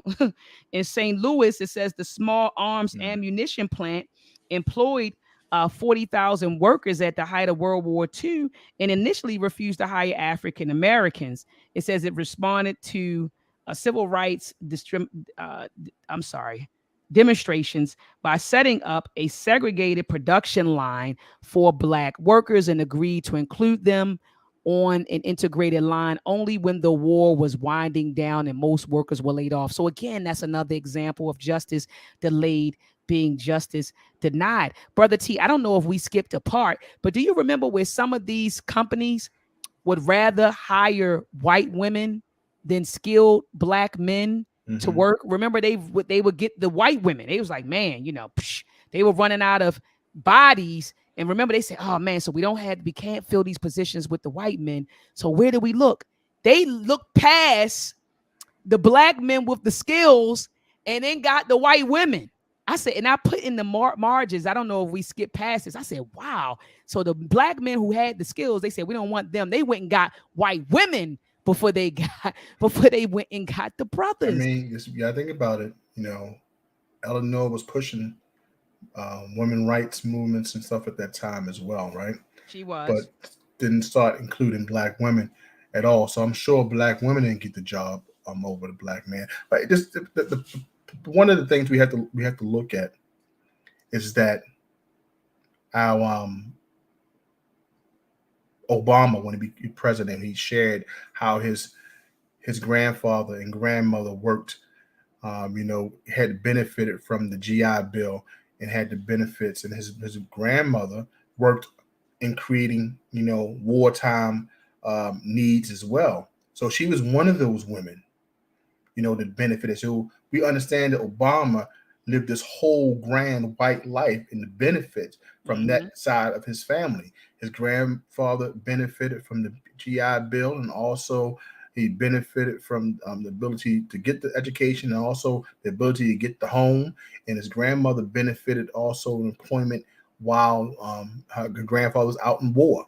So that household had many monies to build their future and leave him a nice chunk of change when it was inherited to him, left to him. So just let you know that just from what you just stated, that information you just stated, that when white women were allowed to work, when they needed to fill positions, and not the ones who were there to move them from the janitorial positions or somewhere else to give them opportunity to work and to learn a new skill.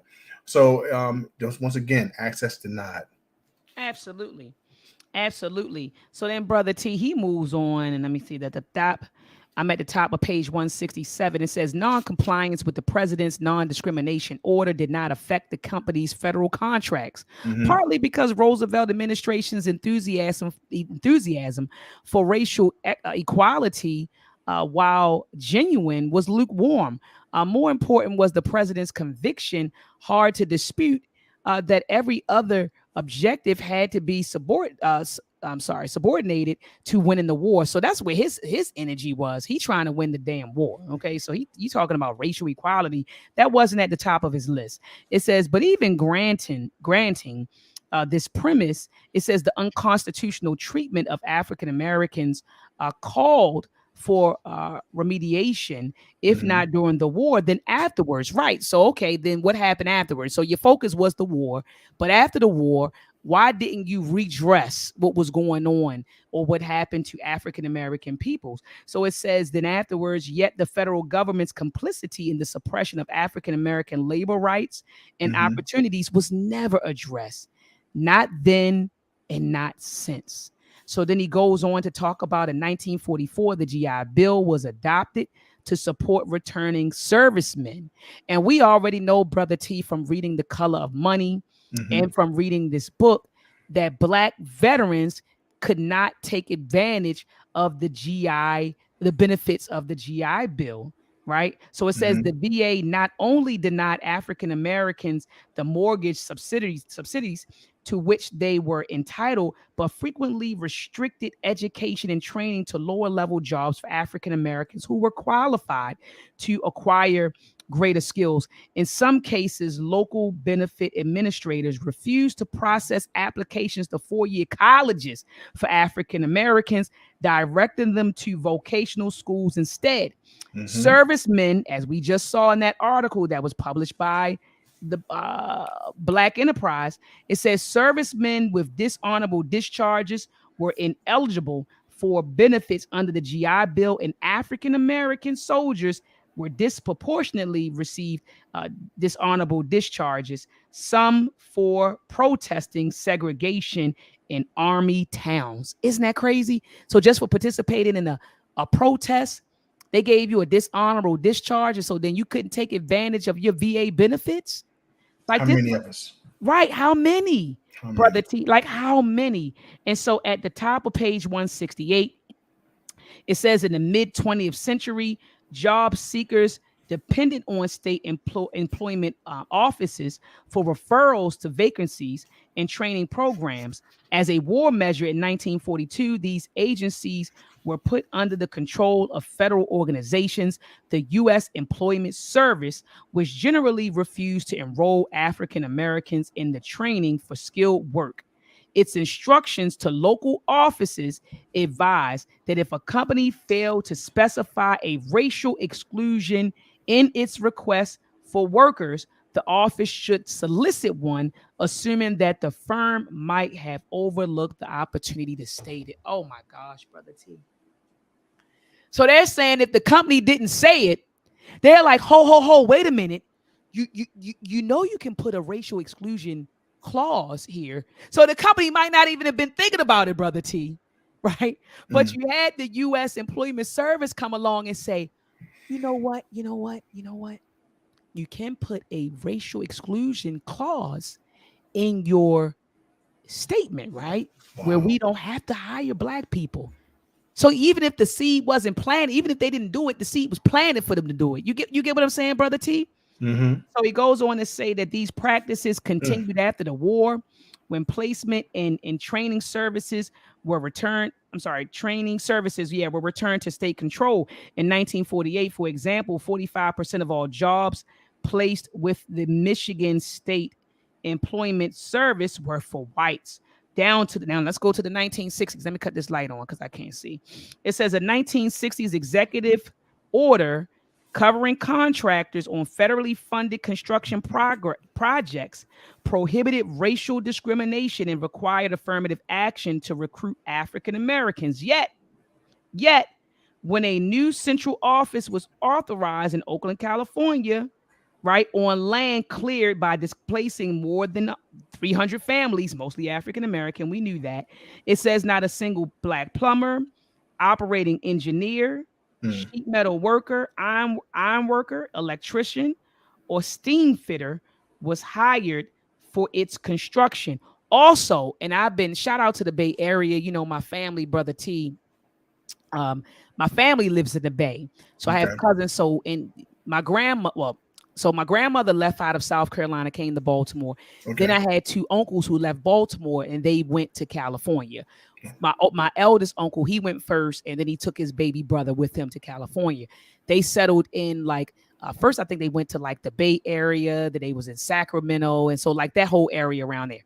And Okay. so anyway, they use a system called the BART, right? It's called the Bay Area Rapid Transit Subway System. So it tells us that it says when a new, I'm sorry, no. Where Subway. is I already said the subway. Yeah. So when the Bay Area, so when the BART was built in 1967, it said not a single African American skilled worker was hired to work on it. I said, God, Lee, when I read that. And so then up the top of page 169, Brother T, the the last couple of sentences I had highlighted, it says for many African American workers, the discrimination meant that unlike white unionists, they were never able to afford housing in integrated middle class communities. So they suppressed our incomes, Brother T, to Mm-hmm. continue the racial segregation. So you couldn't even afford Right. to buy a house, in these communities. Go ahead, Brother T.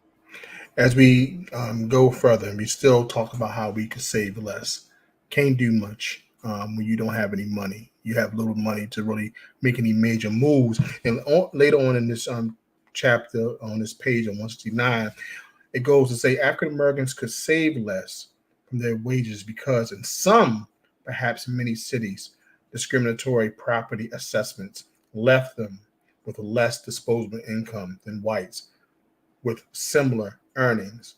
The homeowner's property tax is calculated by taking the property assessed value, usually set by a county tax assessor, and multiplying it by the tax rate set by the municipal government agency, the city, the county, school district, water district, fire district, etc. This this goes to speak to what you was mentioning early in the chapter, Dr. Mahat. How could the blacks bring down the value of the community when they paying all this, especially at a higher rate? So I continue.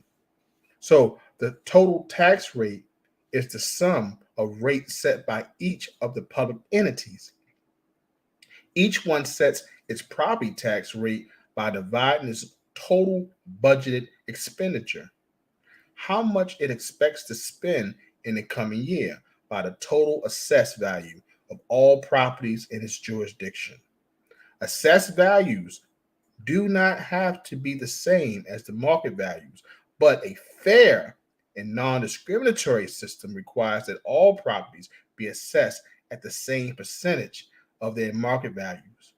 Whether a tax assessor says that the assessed value should be 20% market value or 200% of market values, homeowners pay the same dollar amount of tax after calculations are completed. So if the city's total assessed value is high, divide into the budget yield a low rate. I read all of this to say that they was taxed higher, even though they all paid the same. Everybody paid the same, right? But if the African Americans make less money, we're going to have less money to play around with. Facts. So I love the way he broke down the equation so we can all understand how this thing worked. Exactly how they was taxed. But they were taxed higher. They were kept that at lower paying jobs. So I'm living in the community finally, but I can't even afford to do anything once I get paid. Oh, So, Brother so T. Brother T, you got to repeat that because you were chopping up real bad. So you said they were taxed higher and then you started breaking up. okay. Can you hear me clearly, sister? Yes. Okay. They was taxed higher because they made less money. They couldn't afford to pay the taxes that were assessed to their property. Right. Remember, moving into these properties, they were charged more than their neighbors. Facts. They have less money to play around with to do anything substantial for their lives. So African Americans, even probably till today, still suffer the same problems, right? So that's why I love the fact that he broke this down as well as he did in this part of the chapter, so we can all understand exactly how we had to pay things and what that myth is now thrown out the window, that we paid, that we'll bring the property value down to so much because we paid everything that was needed to be given, plus at a higher cost to everybody because we paid more for the house. So we paid our fair share if we could afford to pay it. So that's what that part of the chapter was talking about. Now we go to page 171. We talk about here in 1973, 10 large U.S. cities, the Federal Department of Housing and Urban Development, as we know as HUD, found a systematic pattern of overassessment in low-income African American neighborhoods. So once again, we're getting taxed more from a study in 1973 with corresponding underassessment in white middle class. So in the white neighborhoods, they like, they underassess them. So they paying less. It's all by design. Oh, we forgot. We did the wrong math with them. We gave them the wrong sheet. But you know what I'm saying? So after Mm-hmm. the study, the study revealed that in Baltimore, the property tax burden in the white middle class community. Hold on, brother T. Hold on, brother T. Let me see. Let me see if it's me. Family, tell me in the chat, is he breaking up or is it me? Because it could be my Wi-Fi. Because I'm not plugged into an Ethernet, and I know sometimes if you're not plugged into the Ethernet, like the person will be sounding fine to you all, but it'll break up on my Okay. end. So is he breaking up? Now you sound good, brother T. But is he breaking up, family? I'm looking in the chat. Okay. Let me know, is he breaking up? Because I know he was reading, and you were. I don't want them to miss these points, brother T. Because I love when you were saying how they assess them. I mean, Oh, they're saying you're clear, so it must. Yep. So it's me. It's me. They said it's me. They said it's yeah, me. no Go ahead, problem. brother I'll T. repeat what point I came from. So basically, in Baltimore, let's go back. This is where me and Dr. Ma'at is right now. The study revealed that in Baltimore, the property tax burden in the white middle class community of Guilford, near Johns Hopkins University, was one ninth that of African Americans East Baltimore. Now, in Philadelphia, the burden in white middle class South Philadelphia was one sixth of the African American lower North Philadelphia. In Chicago, the burden in white middle class Northwood was one half of African Americans. What they're basically saying is how we was assessed, our tax that we were assessed. And they're going through all of the cities where the majority of African Americans resided. Baltimore, Chicago, Philadelphia. Whites in this community, where they were assessed, was underassessed. They were paying less taxes. Why? Why were they doing that? So the report provoked no action from the U.S. Department of Justice. Considering all these studies, the differences are too stark and consistent to make benign explanations likely.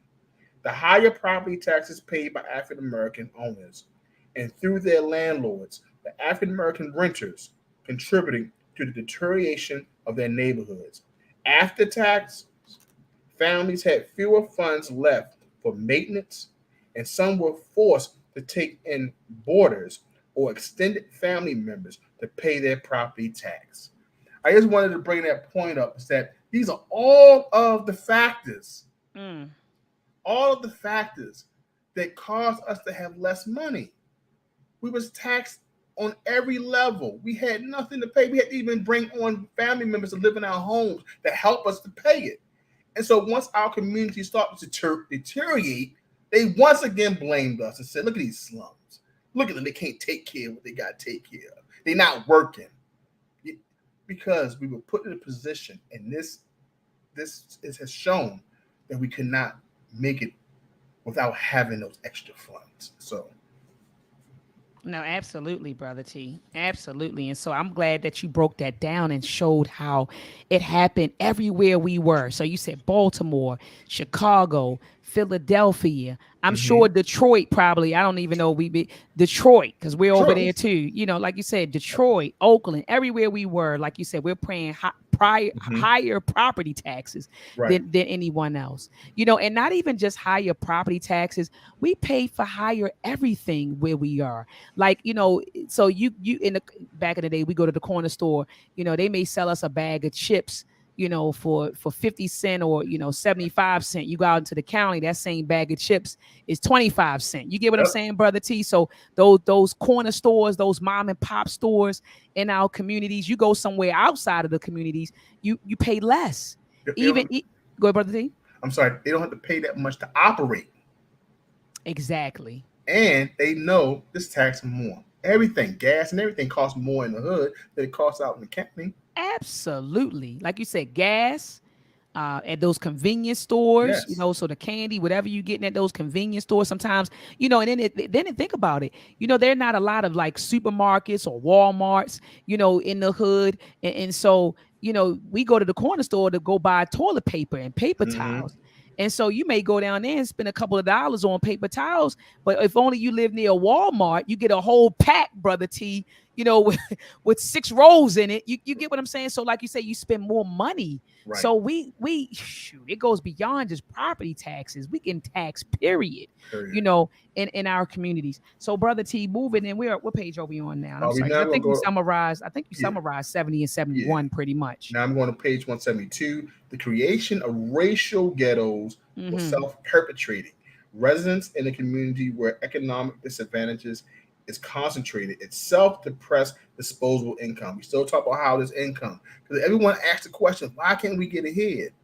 Look at how we spend the money and how we're being taxed, okay, and where our money is going. So when we talk about this capitalism that we have to use, we can go to our brother uh, um, Killer Mike. Killer Mike and say, brother, it states right here on page 172. Let me read it to you, brother. Sit down and we can share a meal. Here we go. We're going to say that restricting African Americans' housing supply led to higher rents and home prices in black neighborhoods than for similar accommodations in predominantly white ones. If African Americans had access to housing throughout the metropolitan area, supply and demand balances would have kept their rents and home prices reasonably levels.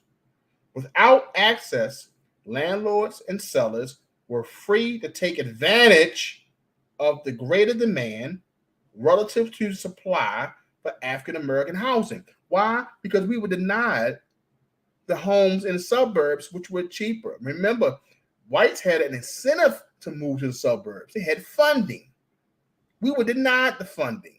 So when we needed to find house, because that's one of the things that we need, clothing, shelter, food, right? They said, hey, you want to live here? Okay, rent's going to be 2 times more. So we would charge more. So they knew we had to come. So the landlord said, no, we're gonna make you pay for being black.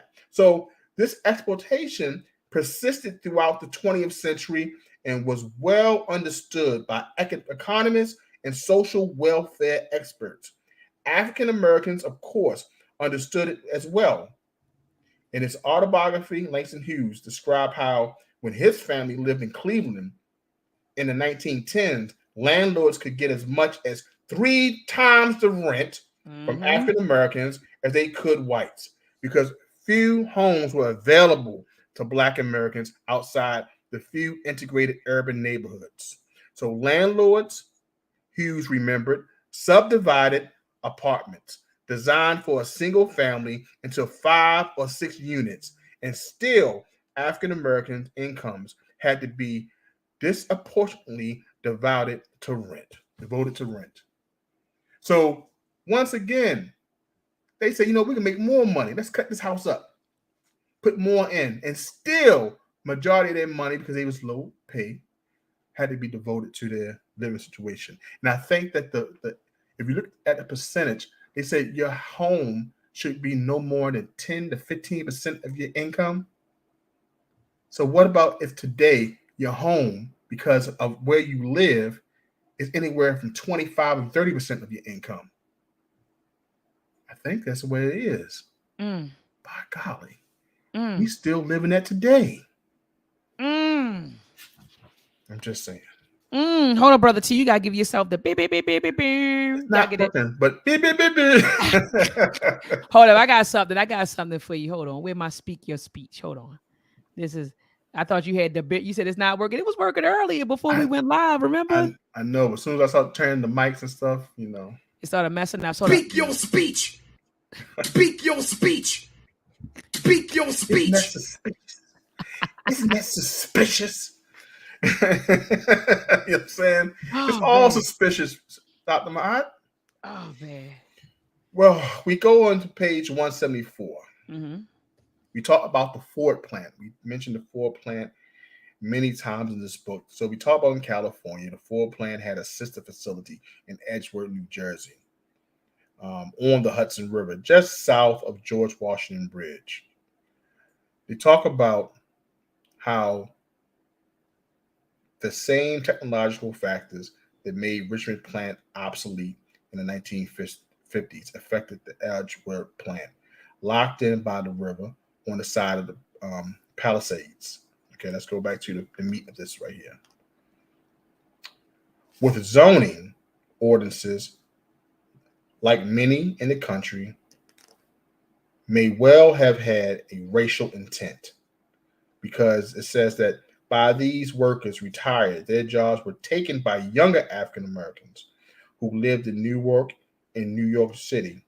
With zoning ordinances that many in the country may have well had a racial intent, Mawa and surrounding towns prohibited the construction of housing that will be affordable to working class families.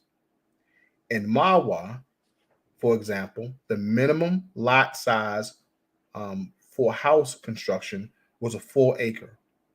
Because of the new African American workers were unable to find housing for sale near Mawa plant, they drove 60 to 70 miles each way or dependent on carpools and lengthy bus rides. Some rented single small apartments in nearby towns, returning to their families on the weekend. African Americans, auto workers who commuted from distant urban neighborhoods incurred annual costs attributed to travel of $1,000 to $1,500 each in Mm, 1970, or about 10%. I'm sorry, or about 10% of their annual gross incomes, mm, for more than if they had lived in Marwar or its vicinity. So the African American auto workers' incomes were also depressed because the excessive travel contributed to job losses. When workers were fired for absenteeism, that was partly attributed to the transportation obstacles. So even when they got the jobs, they threw another monkey wrench. mm. They couldn't afford to even travel. 1,000 to 100, $1,500 in 1970. You know how much that today? Probably 3 grand. Mm. It was one obstacle after the next, just throwing at us. We not. It's like come on now. This chapter right here definitely was out. Brother T, I couldn't agree with you more. I'm like, man, this chapter, I mean, it was so many receipts. I just want to drop a bomb for Richard Rothstein. Definitely. Golly, brother T, like this chapter, like it was so many receipts. And like you said, brother T, I wasn't even thinking about that part because he mentioned it in previous chapters how the Ford plant moved from Richmond to Melpitas or Melpitas. And he Mm-hmm. said that those brothers and sisters had to commute. And you were talking about it. You was like, gas, wear and tear on a car. Right. But then when you just gave me those numbers, Numbers. golly, so that like you said, look at what your disposable income now. You don't have 10% annually of your that's coming out of your check so you can even get to work. Just so you can get to work. But brother T, like you said earlier, how many of us are still going to, how many of us are catching Ubers to work, catching the transportation system to work, catching the bus, catching, Ubers or Lyfts or whatever to get to work. So that, like you said, it decreases our disposable income. And then people say, well, go get a business, go start a business. But what money? Well, Money. what capital? What capital? So anyway, brother T, then they say, well, go to the bank, get a bank. You go to the bank, and the bank is like, well, what's your collateral? What do you own? What you don't pay me back this 50,000. What can And I that's it. come and get? Oh, I'm renting right now. I don't have a home. So what's your collateral? One of my brothers, and shout out to the brother. I'm looking right at him. He owns Collins. He used to Okay. own another spot. And he sat down with me. I said, how did you get Collins? This is when Collins was over on Liberty Road in Randallstown. They moved since. He's actually on Northern Parkway in Okay. Lock Raven now. And I sat down with the brother. I'm having a brain freeze right now, but I'm looking right in his face. Brother, how did you get Collins? You know what he said to me, brother T? He had to sell his previous restaurant called Mazio's, right? He had a couple of dollars from that. And then he said he went to Harbor Bank to get a loan. He wanted $1 million because he wanted to get a spot and then renovate the spot. They turned him down. He went to Hmm. Bank of America, and he had to not only bring the money that he got from Mazio's, his previous, business that he sold. He said his mother put up her house for collateral. And that's how he was able to get the $1 million loan between the cash from his restaurant that he sold and his mother putting her house up for collateral. That's how he Wow. was able to get the loan to start his own business. But brother T, how many of us have parents who own a house that's paid off that we can use to put up for collateral for Right. a business? Talk about it. You get what I'm saying, brother T? So Hmm. I told him, I said, brother, you're fortunate. You Very were fortunate. blessed. You had a business that you already had going on. It was like a little, it wasn't as big as his restaurant, but he had a Yeah. little, a little cafe, little carry out. He Hmm. sold that, made that money. And then he had a boomer whose Hmm. house was paid off, and she was willing to put her house up for collateral so that he could get his business. And now this brother is a successful business owner in Baltimore. But look at what had to happen. He Happen. was connected to a boomer Hmm.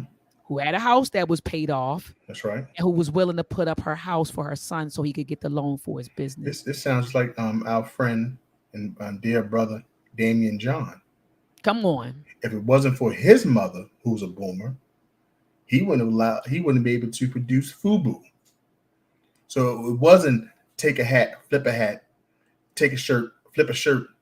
It was that his mother put up her house for him in order to fulfill those large orders that he had to take care of. And he turned that house while she moved with her Jewish fiance. He was able to turn that house into a place that him and his partners created FUBU. So once again, tied to a boomer, the benefit of having a home, and he was in New York. Can you imagine? So we have to look at these benefits for those who did have opportunity to slip through the crack. There's always obstacles, but Absolutely. this chapter here definitely gave us a lot of bombs to pull from to offer the discussion to these new things that we may hear our brothers and sisters talk about in the atmosphere.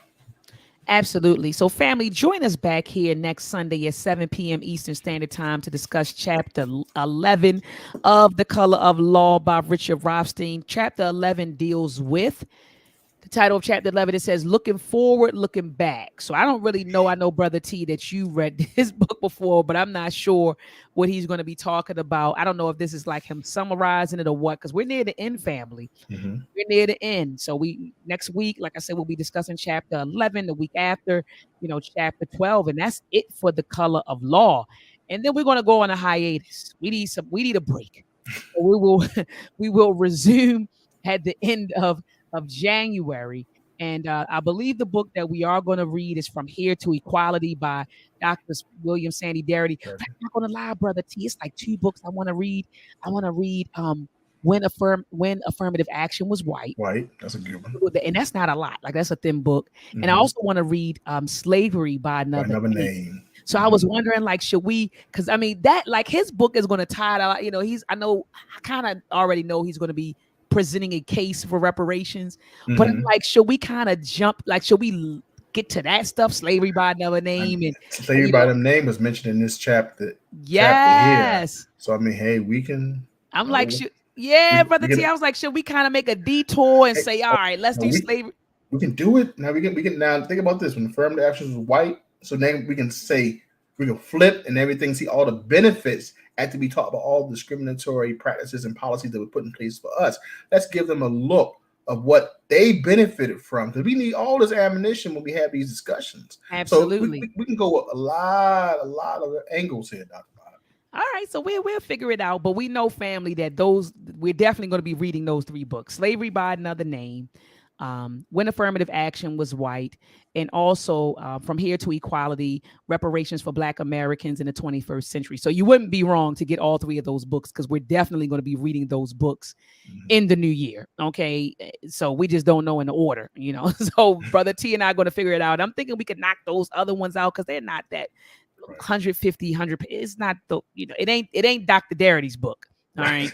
That's what, yeah. You get, so we could probably knock those out and then get into Dr. Darity's book. So you won't be wrong. And family, please, if you do get these books, get them from a black owned bookstore. Yes. Try to first before you give Jeff Bezos your money. Okay. Holla at Everyone's Place in Baltimore. They ship around the world. You got Everyone's Place. You got Black and Nobel. You got Positive Vibes. You got so many black independent bookstores who will ship around the country and around the world. So try to get the books from them first. And then if Mhm. you can't, I understand you going to the internet, you know, and grabbing it. Okay.